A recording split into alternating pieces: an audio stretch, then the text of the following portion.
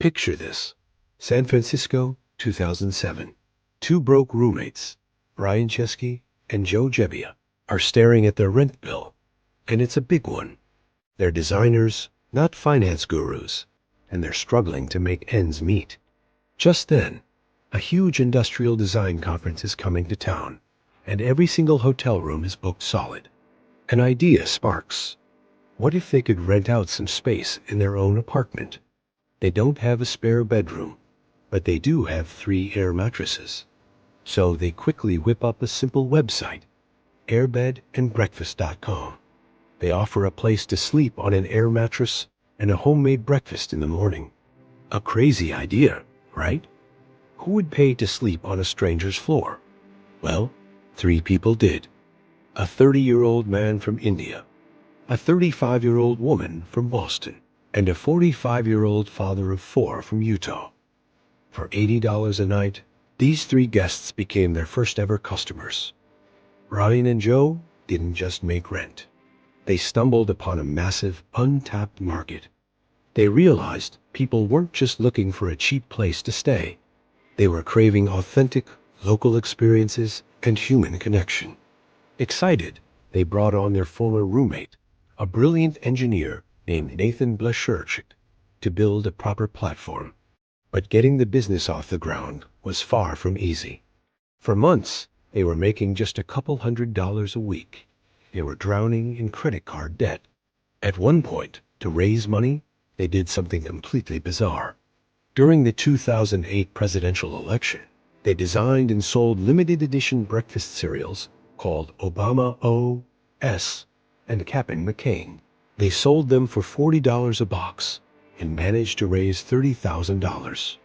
It was a weird, creative hustle that kept their dream alive just a little bit longer. That cereal stunt got them noticed. They were accepted into the prestigious startup accelerator Y Combinator. The founder, Paul Graham, was initially skeptical. "People actually do this?" he asked. But he was impressed by their sheer grit. He gave them some crucial advice. Go meet your users. So, Ryan and Joe flew to New York, their biggest market at the time. They stayed in their own listings, talked to their hosts, and even took professional photos of their apartments to make the listings more appealing. This hands-on approach was a game changer. It showed hosts they cared and dramatically improved the quality of their platform. Slowly but surely, the bookings started to climb.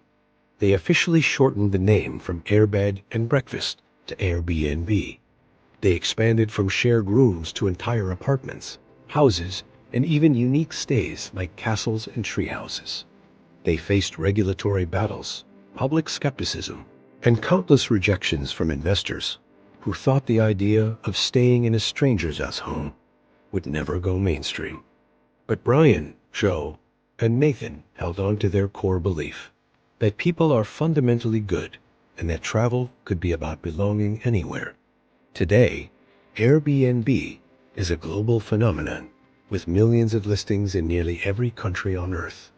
It completely revolutionized the travel and hospitality industry. It all started with 2 guys, 3 air mattresses, and a desperate need to pay the rent. It's a powerful reminder that sometimes the biggest, most world-changing ideas come from solving your own simple problems. What problem are you trying to solve today? Thanks for watching, and don't forget to subscribe for more amazing stories.